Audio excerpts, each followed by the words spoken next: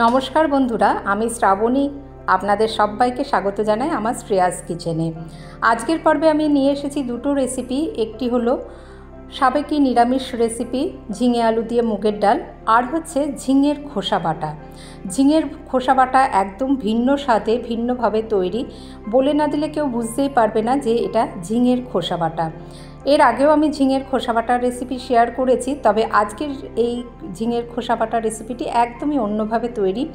একবার এইভাবে রেসিপিটি ট্রাই করে দেখার অনুরোধ রইল। চলুন দেখে নিই আজকের এই রেসিপি দুটো। তার জন্য প্রথমে আমি হাফ কাপ মুগের ডাল একটু ভালো করে ধুয়ে নিয়ে জল ঝরতে রেখে দিয়েছি। 2 ঘন্টা একটু ভিজিয়ে রেখেছিলাম, তারপরে জল ঝরতে রেখে দিয়েছি। কড়াইতে দিয়েছি 1.5 চামচ সর্ষের তেল। রান্নাটা সর্ষের তেলে করছি। তেলের মধ্যে প্রথমে আলু দিয়েছি দুটো, আমি মাঝারি সাইজের আলু এরকম লম্বা লম্বা করে কেটে দিয়েছি। আপনারা চাইলে আলুটাকে ডুমো ডুমো করে কেটে নিয়েও দিতে পারেন। সামান্য একটু নুন আর অল্প হলুদ গুঁড়ো দিয়ে 1/4 চামচ হলুদ গুঁড়ো দিয়েছি। দিয়ে আলুটাকে খুব ভালো করে ভেজে নেব। 4-5 মিনিট মিডিয়াম টু হাই ফ্লেমে রেখে দেখুন একদম লাল হয়ে যাওয়া অবধি আলুটাকে প্রথমে ভেজে নিচ্ছি। ভেজে নিয়ে তারপরে তুলে নেব। আলুটাকে একদম এরকম লাল করে ভেজে নিয়ে তুলে নিচ্ছি। তারপরে ওই তেলে ফোড়নে দিয়ে দিচ্ছি 1/2 চামচ সাদা জিরে, দিয়ে দিচ্ছি একটা তেজপাতা এরকম কেটে দিয়ে দিলাম, আর একটা শুকনো লঙ্কাও কেটে দিয়ে দিলাম। ফোড়নটা হালকা নাড়াচাড়া করে নিয়ে দিয়ে দেবো এখানে 1 চামচ আদা কাঁচা লঙ্কা বাটা। আদা কাঁচা লঙ্কা বাটাটা এবার প্রথমে তেলের মধ্যে একটু সাঁতলে নেব, এর কাঁচা গন্ধ চলে যাওয়া অবধি। তারপরে আমরা যে মুগের ডালটা রেখেছিলাম, আমি এটা জল ঝরতে রেখে দিয়েছিলাম, সেই মুগের ডালটা দিয়ে দিলাম। দিয়ে এবার গ্যাসের আঁচটা মিডিয়াম টু হাই ফ্লেমে রেখে খুব ভালো করে মুগের ডালটা দেখুন ভেজে নেব।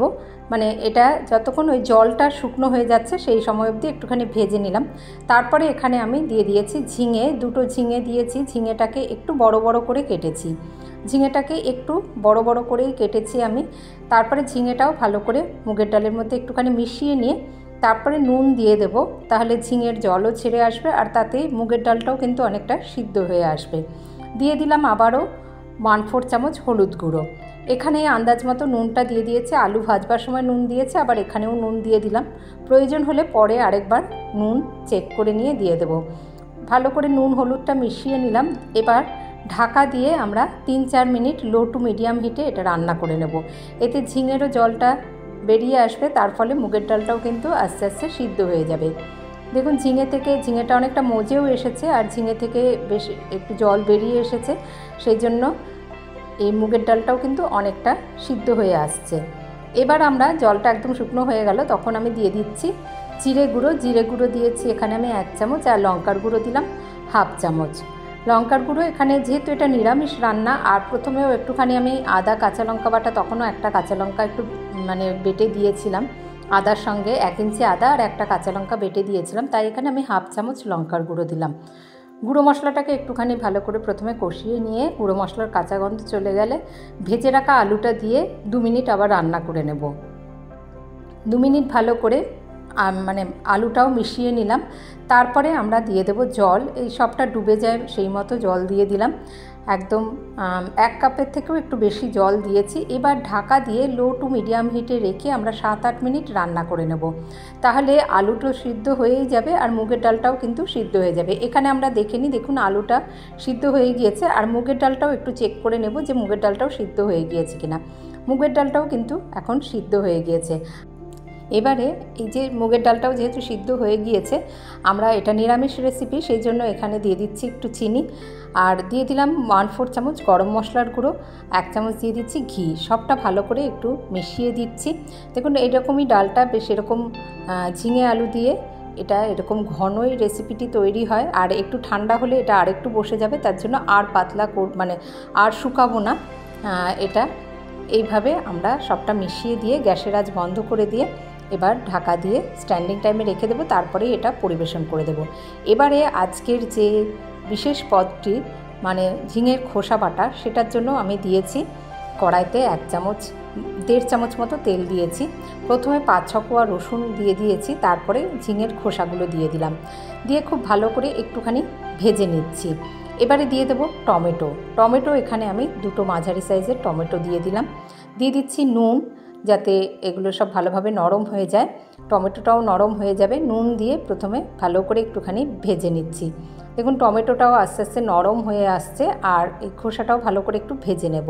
তারপর দিয়ে দিচ্ছি খুবই সামান্য হলুদ গুঁড়ো দিয়ে দিলাম সামান্য, আর দিয়ে দিচ্ছি লঙ্কার গুঁড়ো এখানে আমি হাফ চামচ দিয়েছি।